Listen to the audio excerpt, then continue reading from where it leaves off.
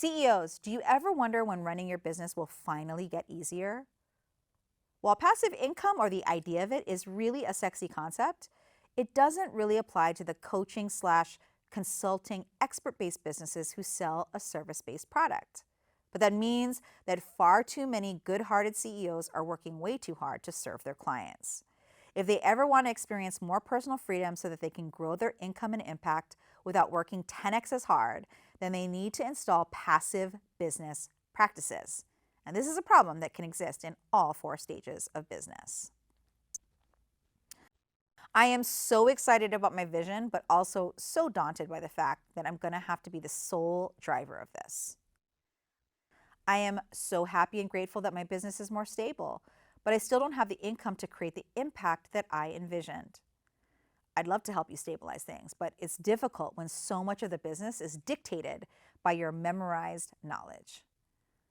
I have a whole team of people now, but I still feel very in the business and wonder what it will take to finally feel free. It's hard for the team to streamline our processes when you still hold so much of the execution. The team hasn't been empowered to streamline our products and marketing, but that's something we can easily change together so that you don't have to drive it all. Even though I've reached the 7-figure mark, I still feel like I have to hustle for every launch or change in direction. Well, we often feel we have to hustle because of the changes in direction.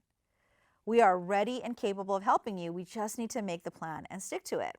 So here's why CEOs have a hard time creating what I call boring money, which is the best kind of money of all. They are used to designing products around their passion, which entrench them into the process. The business can't streamline because it changes direction in accordance with the CEO's evolving vision.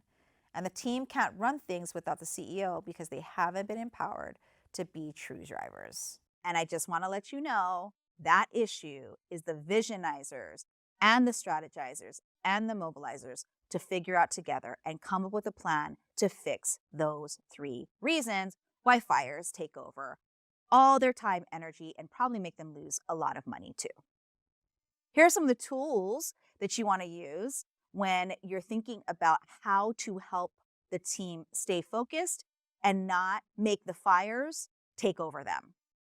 First is a team accountability map, an actual mind map of that team accountability, some management and communication systems that will help you organize these thoughts and create solutions, and ultimately a 1-page strategic plan that everyone is working from so that you stay on course. Some of the other things you might want to consider are annual anchors, which means knowing exactly those times where you're going to be creating campaigns or marketing what you're doing. A launch calculator, which tells you what the goals are and lets everybody get on the same page. And obviously, actual offer and revenue goals, and knowing how to implement what we call on our campus the unique message model. If you found value in this content, please be sure to hit the thumbs up button below so we can get this video in front of more entrepreneurs who want help growing their business. And be sure to also hit the subscribe button and the little bell so you're notified when new content is released.